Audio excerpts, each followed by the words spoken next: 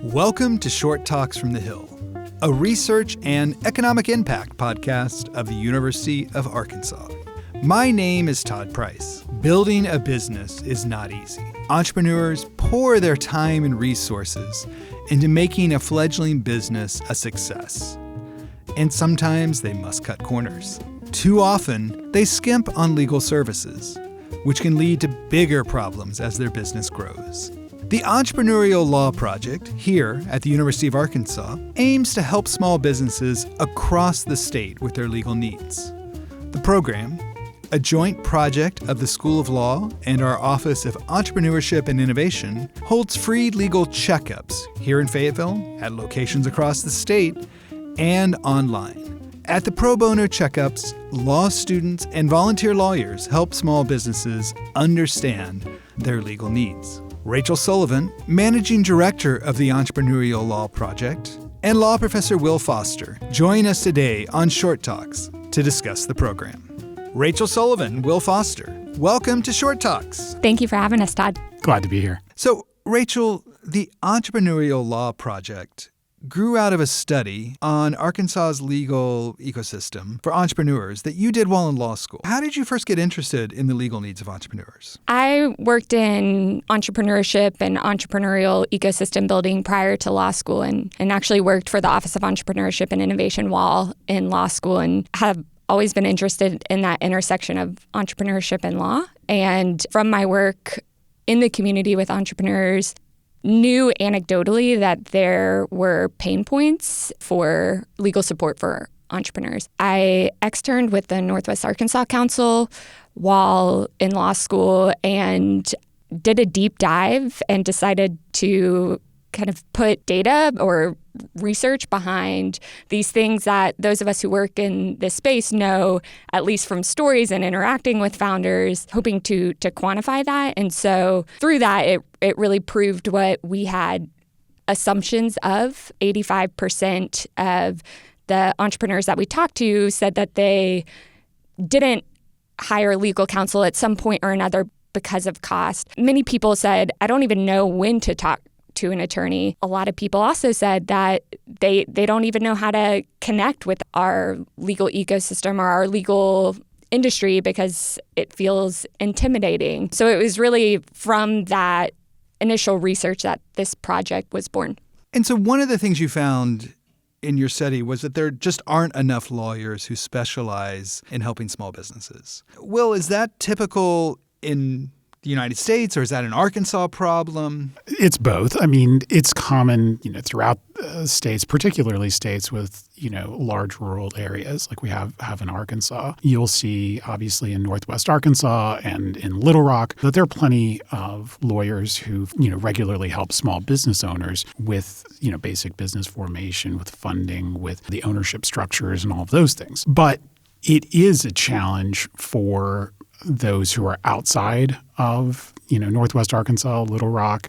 It is affordability is still an issue in those areas where you do have plenty of practitioners who are able for the reasons that Rachel identified. This is not a problem that's unique to Arkansas, but we are trying to do some limited measures here to try to bridge that gap. So what happens to small businesses when they don't get the legal services they need?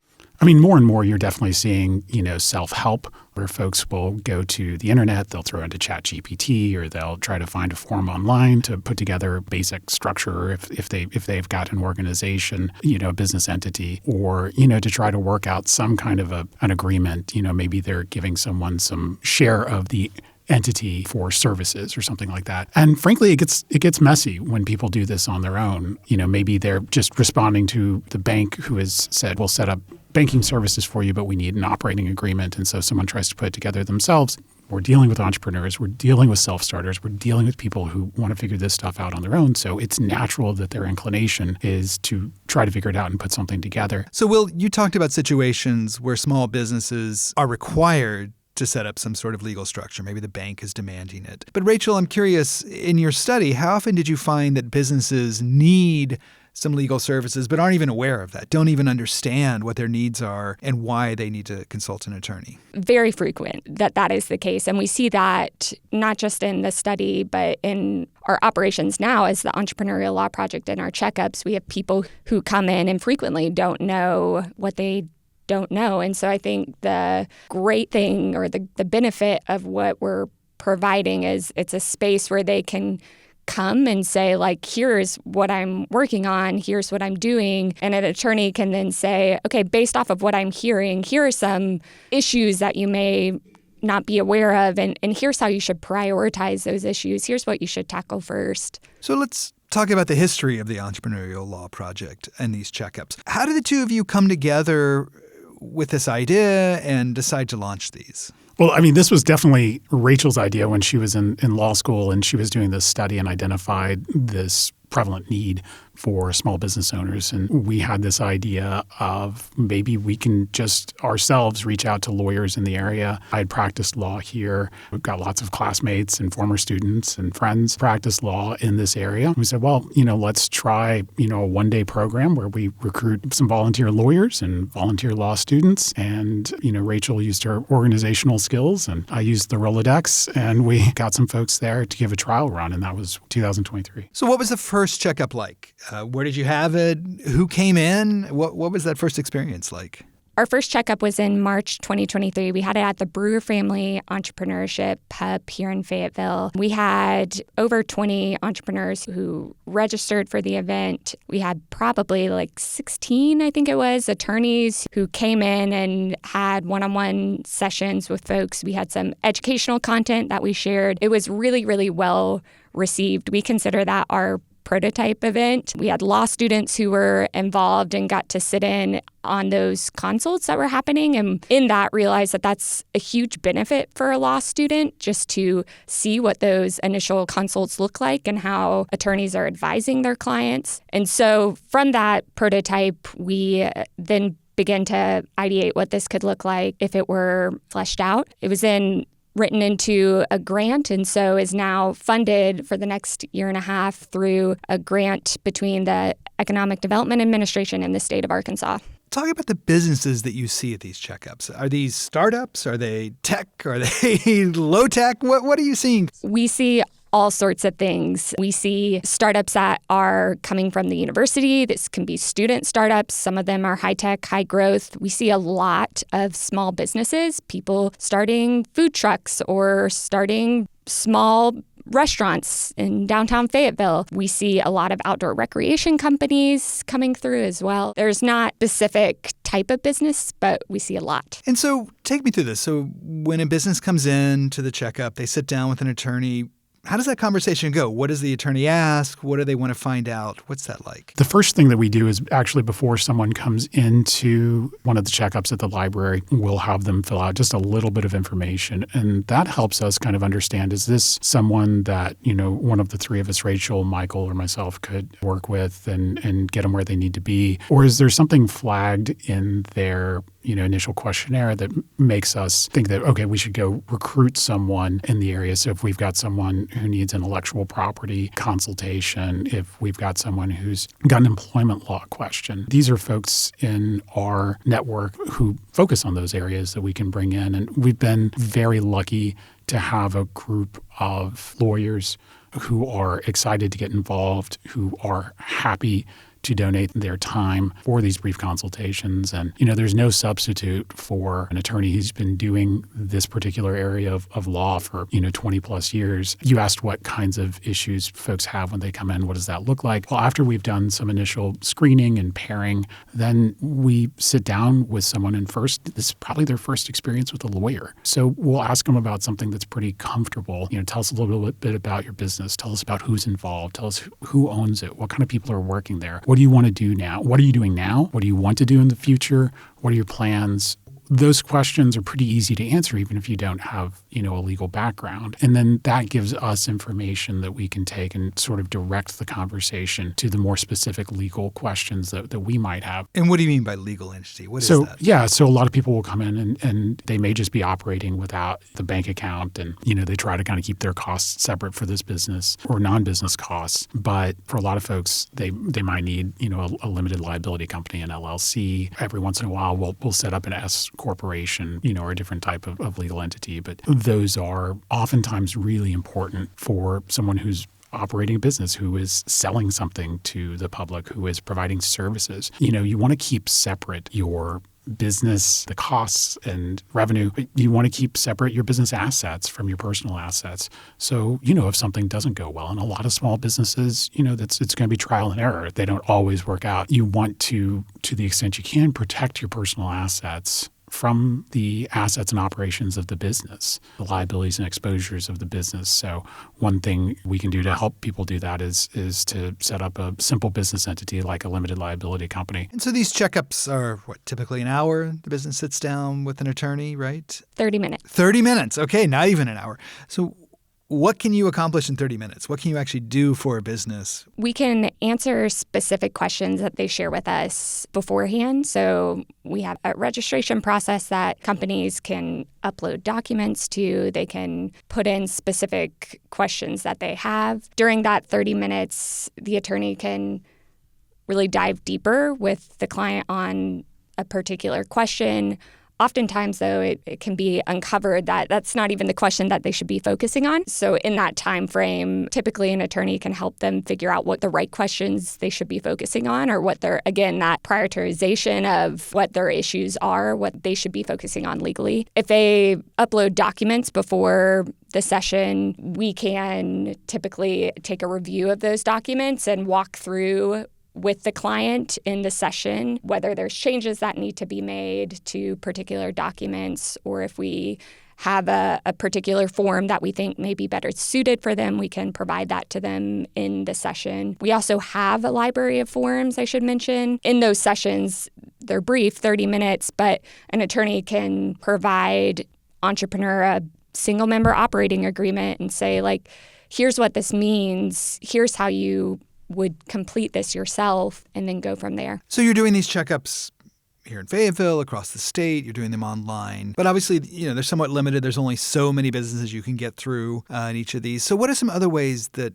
the two of you are looking at expanding legal services to small businesses across the state? Yeah, there is definitely the need to reach people who can't show up in person in Fayetteville or Helena or Little Rock or Morrilton, on the particular dates that we're going to be there. So we have over the last year started developing some online content. We've started working with, again, some volunteer attorneys who are experts in state and local tax and intellectual property and employment law. And so they're recording, very short videos that help small business owners understand the legal aspects of starting that business, funding the business. And the legal aspects of that was another video resource. So that's one of the areas that we're addressing. We're also increasing the frequency of our checkups. So, for example, we're now offering checkups over the summer. Areas or ways that we can grow are by increasing our volunteer attorney network. We have more volunteers who work with us. We can have more time slots available for folks to hop on a call or come in person to meet with an attorney. Earlier, Will, you talked about how this issue of a lack of enough lawyers for businesses is common to a lot of states with rural areas. Is there something the University of Arkansas Law School can do to train more attorneys, to, get more attorneys out there into the state to help these businesses? That's a great question. We certainly are one part of a larger program at the law school. Professor Peter Norman has a clinic, the Community and Rural Economic Development Clinic, that trains students in a longer full semester situation where they dive deep into an issue and they have a full representation of a client that may have a more robust legal issue that, that also serves as good training for the students. So Professor Norman's certainly turning out some very qualified new attorneys who've gone through the clinic. We have students sit in on every session that we have between a lawyer and an entrepreneur. Oftentimes, if there is a follow-up project, we've got a client who does not have the resources to hire an attorney, we will sometimes do a follow-up project for them. So we may draft a waiver or a simple operating agreement or modify a document that they've brought to us. And what's really fun is we've got a second or third year law student who's got some experience. We can let them take the first crack at the draft. We'll review it, or the supervising attorney will review it, make some modifications, and then there's a real back and forth. And, the perfect situation is when then the law student can then take the lead in the conversation with the client when they return. So these are all things that we're doing to at least get students some exposure to this area, to give them the skills and the confidence to work with small business owners who can present, a lot of different issues. And like, we've said throughout the conversation is, even those of us who've worked with small business owners for 15 or 20 years, there are things that are outside of our comfort zone for advice, and we've got to call other people in. And getting law students or early professionals to understand that, you might need to call someone else and, make a referral out or get some advice on something that's outside of your area. But that doesn't mean you shouldn't, work with small business owners at all. I do think that there is a lot that we can do as a land grant, as a flagship state university, to promote lawyers in rural areas. I mean, there are other schools. Washburn in Kansas does a great job of both supporting getting students out into more rural areas, doing clinics, doing small programs in those areas, connecting them with the business leaders and other legal professions and the professionals in that area. I think, it would be a wise investment of university time and money to support more scholarships for people that intend to go back to these areas, people that make a commitment to go back to those areas. Some schools even have like loan forgiveness programs that are tied to working in rural areas. So there's lots of ways that you could do that, but I think a simple thing that we are trying to be a part of is making sure that students at least have some exposure to these areas and understand, what the opportunities are in rural parts of the state. Normally, we think about pro bono legal services as something for people who can't afford a lawyer or maybe to support a charitable cause. Here, you're offering help to for-profit businesses. So how does helping entrepreneurs get access to legal services benefit the broader community and the state of Arkansas? I think it's economic impact. It's if we have more people we're supporting them in building businesses, hiring people, that's nothing but good for the state of Arkansas. The other thing, though, is that oftentimes, and we see this frequently with the people who come in, is most folks are doing a business on the side. They have a job that they're doing. They're trying to build out their business. All of their resources are going towards getting that thing built. It's towards developing the product. And legal is oftentimes the last thing that people have extra funds to deploy towards. So when we think of pro bono for entrepreneurs, we think it's critical to be able to provide all people who are trying to start things at least some basic legal support. This is different from representing someone in a case before a court. There is a lot of good that you can do in a very short time with someone who's starting a small business or thinking about starting a small business. You can give them a little bit of information. You can steer them one direction or another. And again, these are self-starters. They're going to take this information and they're going to run with it. But they are going to walk away from this interaction having worked with a lawyer, understanding a little bit better what a lawyer can provide, and then hopefully, in some cases, resolving a legal question that they might have, or maybe being a little bit closer to a structure or a document that they're going to employ in their business. And then when the lawsuit comes, or when they're ready to step up to the next level and get investors, or they want to grow into a different market or whatever, they know that a lawyer is someone who can help them with that. And this is both beneficial to the folks who receive the services, but also to the legal profession. And I think the hope, too, is that they're making connections with lawyers through this program that then when the day comes, they can give them a call. Great. Well, Rachel, Will, thanks for coming on Short Talk. It's been a great conversation. Thank you. Thank you. To learn more about the Entrepreneurial Law Project, visit elp.uark.edu. Short Talks from the Hill is now available wherever you get your podcast. For more information and additional podcasts, visit arkansasresearch.uark.edu. UArk.edu, the home of research and economic impact news here at the University of Arkansas.